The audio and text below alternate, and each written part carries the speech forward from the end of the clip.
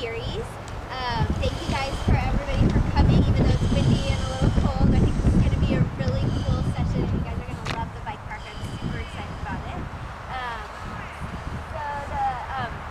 The Tahoe Talks are put on by a small collaboration of groups, the Lake Tahoe Bicycle Coalition, the Community Mobility Group of the Sustainability Collaborative, the City of South Lake Tahoe, the League to Save Lake Tahoe, and the TRPA. And I'm going to introduce our speakers in just a minute. But before I do that, I also want to hand out this brochure. We printed this great brochure that talks about some of the transportation improvements that have been happening lately and new opportunities for people to get involved. And there's a little survey in the back that lets us know how you like to be communicated with, whether it's like over email or in the newspaper, just how you like to get information about events. So if you could just take a few minutes to fill that out and rip off, it's like a little rip off thing, and give it back to me, I would greatly appreciate it.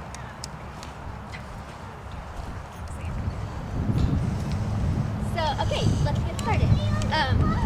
I want to introduce our speakers. Today we have Gianna Aveni, Rebecca Bryson, and Ben Fish.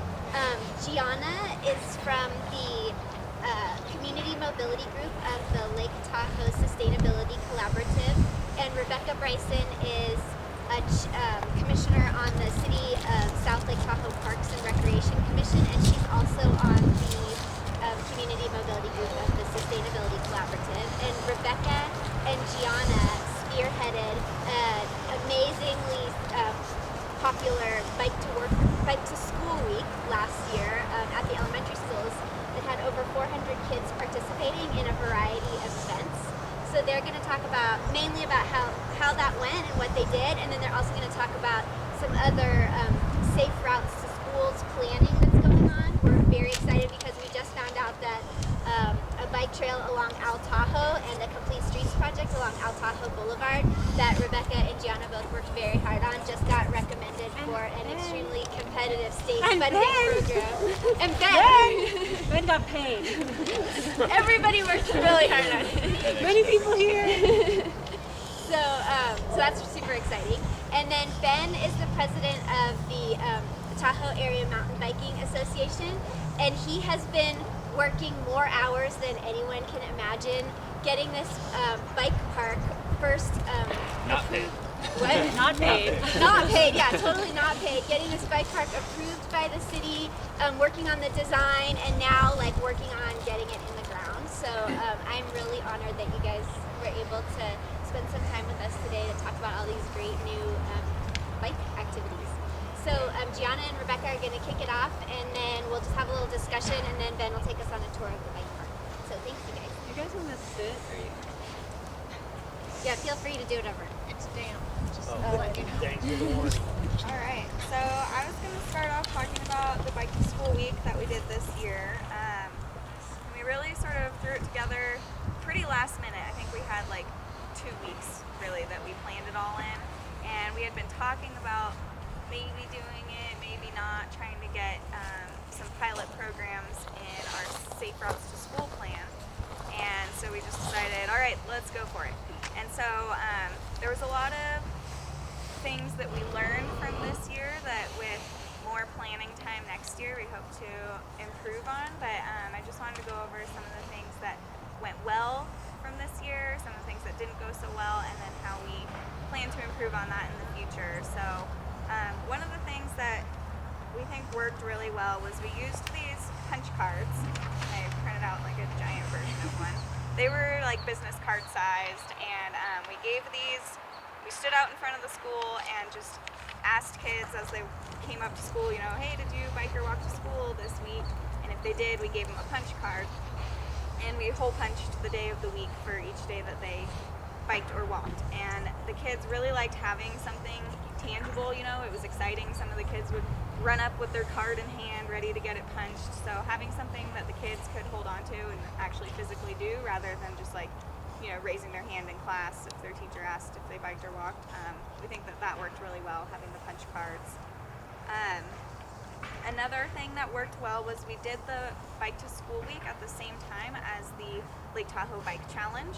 So a lot of the parents and adults that were aware of the bike challenge and participating in it were encouraged to bike or walk with their kids. And so we actually saw quite a few parents participating as well, and that made a lot of the parents feel better too, feel like their kids were safer biking or walking if they could go with them. So doing it at the same time as the bike challenge was definitely a bonus there. Another thing that worked well, which we didn't really get organized entirely until about halfway through Bike to School Week, was we decided to do a raffle for prizes. And so we collected the cards at the end of the week from the kids and then did a raffle to give out some prizes to a few kids in different schools. And that was a good way to encourage the kids to turn the cards back in at the end. I know kids were asking me all week long, do we get a prize? You know, is there something at the end? And we didn't really know until halfway through whether or not they were going to get that. But it did help once we told them there was a raffle, encourage them to turn the cards back in. And then another thing that went well was there were some group rides that were organized with the parents and teachers. And Rebecca, do you want to talk about that a little bit? Yeah, so how we did it, so the magnet school had one teacher who was a champion, and she wanted to do one day. And I think that the magnet school, not in the last few years, but 10 years ago, theirs is the safest school to bike to. So they used to do this pretty regularly, like once in the fall and once in the spring. And as you know, the magnet school has Apache that comes down. And so what they did is they had teachers coming in from North Upper Truckee, coming in from the Y along the new bike paths, coming from like around Sawmill Pond, and a couple areas coming from South Upper Truckee, and then they all met at the post office about 25 minutes before school started, and they all came down. And it was pretty, like that one was the most exciting, and it was on a Friday. There was 175 participants, maybe more. 175 was how many bikes we counted afterwards. So I think maybe like 200 people rode their bikes, because a lot of parents, like she said, just went on to work after that. What they did at Sierra House is they did it every single day, but they had a principal and several teachers did a similar thing, but they did it every day. And Sierra House is probably the most dangerous school to bike to, because it's on Pioneer Trail and people are going fast. So they had a stop at Roadrunner. The original plan was to stop at Roadrunner and all the kids would go along Pioneer Trail. As more and more people got excited about it, they added stops at Washone, Elks Club, Golden Bear, and so people joined what we call a walking school bus. It started at Roadrunner and Myers with the principal, and people added along the way at designated spots, and that was pretty exciting. I mean, it's kind of nerve-wracking, right? Because there was quite a few parents helping him, but there would be like 20 bikes going along Pioneer. In a way, it was, I think, safer, because when you see 20 kids on bikes, you drive a little safer. Another teacher met at the Y, and she brought them down Highway 50 and through Sierra Tract and on Black Bart, which was super dangerous. So one of the things the Community Mobility Group is trying to do is get them to widen Black Bart. I mean, Black Bart's a real commuter street for us, and so they came in there.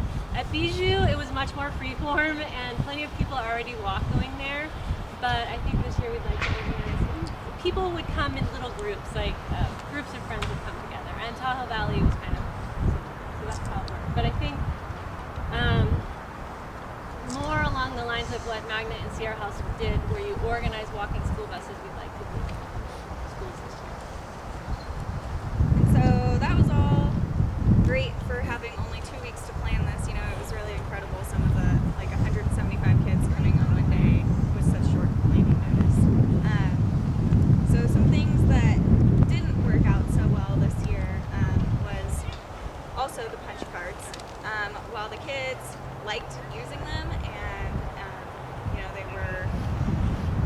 it encouraged them to bring it every day that they did bike or walk, collection was actually really difficult, and we know that we handed out at least 400 cards because we only gave them out to kids that biked or walked, and so at least 400 kids participated, and we received 219 cards back at the end.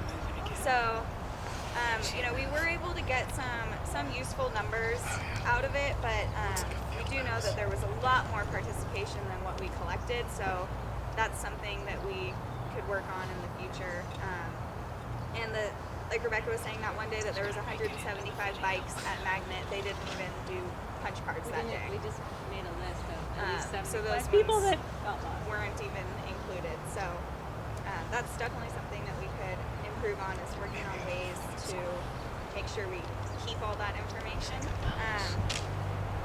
And then another thing was just parent awareness of that Bike and Walk to School Week was happening, which is just something that came with, doing it on such short notice. We didn't have a lot of time to get the word out to everyone. And so a lot of people were, the first day that they showed up and were running around in front of the school asking kids, hey, did you walk, did you bike? And some of the parents were confused what was going on. So that was something too that we want to improve on in the future. And then also the prizes, since we didn't really know until halfway through the week whether or not the kids were going to get prizes. Like I said, kids were asking me day one, like, oh, is this a competition? Can we get something? So having that figured out ahead of time would be good as well. And so things that we talked about doing in the future was sending home a letter with all the parents in the school, and we could do this, several weeks in advance of Bike to School Week. And the letter could go over things like just general safety rules, telling kids to, wear bright colors and which side of the road to be on if they're biking or walking, general safety.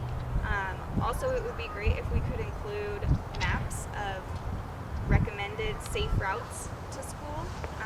This is, sort of difficult because kids live everywhere, all over Tahoe. So we could send out probably some maps with general routes that are recommended and do the walking school buses and things like that. The letters, if we send them out ahead of time, could help to organize those sort of the group rides and walking school buses. Well, and a few things on that that'll be pretty exciting. So hopefully as of end of October, the Sawmill Pond route will be finished. And also near Bijou, it's just a little stretch, but you would be surprised how excited that neighborhood is about this 2-block bike path. We could actually specifically have one of the meeting spots be at the end of that bike path and have people, get to try out the new bike paths as a way of promoting them. And then lastly, something else that we want to try in the future is for the prizes. This year we kind of gathered some random things here and there. I think we had some bike lights, and a lot of those prizes weren't necessarily applicable. We'd give a bike light to a kid that walked all 5 days We to tried school to or work something.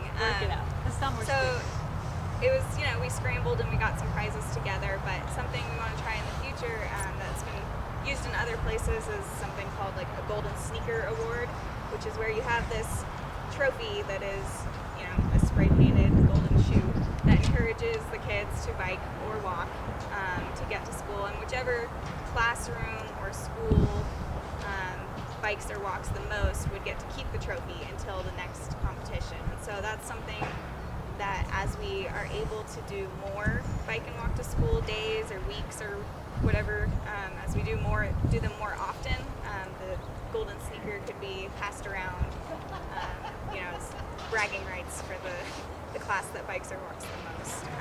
And so that's something that was explained in the Safe Routes to School plan. There's a whole section of the plan that is on education and encouragement.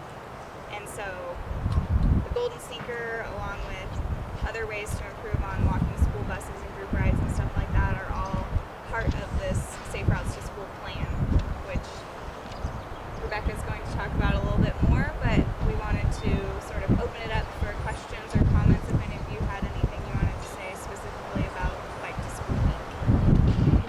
Okay. That might answer some questions. So one of the things we talked about moving towards, so this is a work in progress, we definitely wanted your ideas. A couple of the things that happen at other schools, now these are schools in California where it's very warm, and other places. They do walking Wednesdays and biking Fridays. So that's every week. We think that's a little ambitious to start. But some schools do last Friday of the month, bike and walk to school. I think that, we could do that in possibly September, October, and we could even say, weather permitting, November, December, right? It could just be last Friday of the month. It could be a thing, but it would probably work in March, April, and May as well. So we kind of think that might be a good place to start. But another place that's it's easier to work with the schools sometimes spontaneously. Sometimes that's actually easier because they're not worried about it. We do it spontaneously. We tell them we're going to do all the work and they're just happy. But also if we can just get it integrated into the program, it also just becomes what people expect. And there's a program that got started, expanded last year called the We Can Challenge, and it happens in October in the schools and May or April or May, and it's a 4-week challenge, and each week is a different challenge. So the first challenge is all about being healthy. So the first challenge is drinking 2 bottles of water. The second challenge is being active for 2 hours a day. The third week challenge is stretching for 20 minutes a day, and the 4th week challenge is trying a new food. And that actually was surprisingly effective last year, especially the trying the new food. We brought different foods into the schools. It was super effective. What that group wanted to do this year, after this was so successful, is make Bike and School Week the same week as challenge number 2.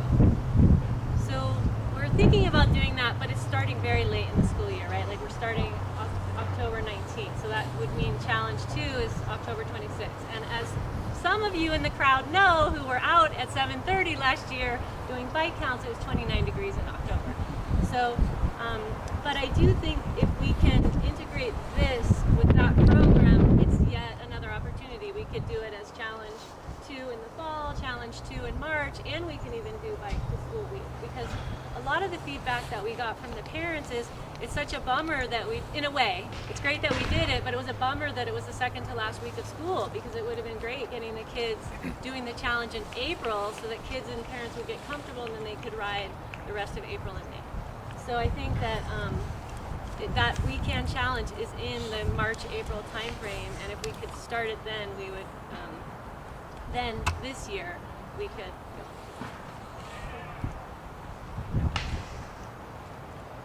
Are there any questions? Because I know some of you guys participate in it. Are there any questions or thoughts? You had ideas? All right. Again, I'm Ben Fish. I'm the president of TAMBA and also the president of the BG Bike Park Association, which are 2 volunteer-run nonprofits. Everybody knows about the bike park, I take it? Okay. Where is it at? I don't know where it is. I brought a site plan. I'll quickly go over the history. It started as a TAMBA project.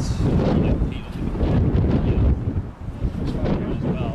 We got back together in the fall of 2010, winter 2010, 11, and it was it was 3 or 4 bullet points on that list that we had, and building a bike park was one of them. Damn, here we are right now. So it was pretty cool because then, we had some meetings with different city staff, different city manager at that time, and went back and drew up plans and actually pulled out the first sketch that I had done on it. And it was September 2011, 4 years ago, that the first sketch was released for the bike park, and a lot of the elements are largely the same that we're building here. And, it was a really hard sell to the city, and I think there's another Tahoe talk in January about that subject itself. Not hard selling something to the city, but partnerships with the city or anything.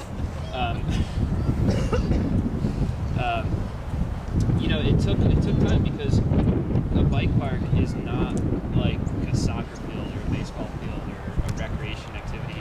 It's sad, but bicycles really are second class, I think, to fall sports in the recreation world. Everyone around here would probably agree to that. If you just look at the amount of money that municipalities and cities and governments spend to build new fields and that sort of thing, and then the amount that's built on infrastructure, bicycles are pretty low, grass is really easy to find. 1.2 million for new golf fields, 200,000 for this. This is a hard sell. But I think every community eventually will have bike parks in them. The city of South Lake Tahoe is amazing that they stepped up to the plate, took a chance on something that's fairly it hasn't really been tried in very many communities before bike parks. There's probably 100 of them in the country. There's 30, 35 of them at the time we proposed this. Compare that to skate parks, which are everywhere now, but 2 to 3 decades ago, skate parks were kind of at where bike parks were. Just comparisons. The BG Bike Park here, it truly is something for all levels. We have some of the top pros in the country coming out this Saturday for our big features. If you've been following some of our posts on Facebook, you've probably seen some stuff with damn, that's crazy. There's some big stuff in there, and then there's some little stuff.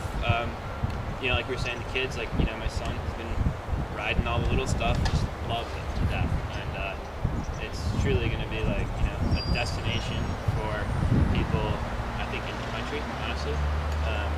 And we have this in our backyards, and the families will be here and using this on a daily basis. The weekend it's going to be packed, and it's really going to help drive the bike tourism in Tahoe as well. So the main components, we'll walk this, but I'll just orient you real quick. This is the entry plaza. We are this turf area at the pavilion right now. So we put in a nice paver entry plaza, trying to elevate the tone of Bijou Park itself. And we have a really nice signage system going in over here. Just finished this map last night around 11 o'clock at night. It's gonna go on that sign. So it works though, it's up to date. You're going to enter into a small pump track. Small pump track could be used for anybody on kids and striders and kick bikes and that sort of stuff. And then, us adults have been riding it like this, and it's really fun too. That's the small pump track. Then the big start hill, we have the 3 slope style lines. There's a small one. This is Matt, one of our pro volunteers right here. Oh, jeez. Didn't mean to call him out, but he's been doing a lot of work. 3 slope style lines. The small one, again, is for smaller kids, 2 adults. It's fun as well. But you could also get a kid on a kick bike or a 12-inch, just beginning pedal bike on that. And then we do have progression lines on the small as well, like little rollers and tabletops. And we have drops and mandatory air that the kids are going to have to get on that line. Medium lines getting bigger with some 4-foot kicker ramps. And then the large line is really big with 6-foot kicker ramps and a hammock, and then the shark fin called shark together. The BMX track is 1,000 feet long. The one by the middle school is being torn down next month, being replaced with this one. It's got about 200 extra feet of length. Again, it was built, the company that was hired by the city of South Lake Tahoe to kind of oversee the construction and design of this has been doing the last 3 Olympic tracks. And the guy Alex Waller flew back from Rio de Janeiro, where he's building their Olympic track for the Olympics next year, and like 2 days later started on this track. So that's pretty cool. And then we have a loop trail that goes around the whole thing, 1/3 of a mile. Again, really nice for families, kids, or kids can do events on that thing as well. We carved in last weekend whoops on the lower loop trail, so to kind of give some more interest into it. And then we have another large pump track down in the trees over here. Those are the main elements of it. It's just under 5 acres in size for the project area itself. And it does not impact the disc golf course. Yeah. And I guess real quick, I brought this board as well because one of the things, like I was saying, it was a bit of a hard sell to the city at first because, they were saying, what is a bike park? What's a pump track? We understand what the BMX track is, that sort of thing. At the same time, Tambo was then working at the Corral Trail, which I think most people are aware of, and doing a lot of trail work out there, rallying the community, having 75 people on volunteer days and stuff, like really huge volunteer days. And again, for kids, families, building these trails in the forest. And the city then saw some of the video and material that we produced to them, produced from Corral Trail. And it's like, wow, if they're doing that in the forest, I think we could do this in city land. And it could be huge and really popular. So, I think some of these projects, they keep, just moving the ball forward.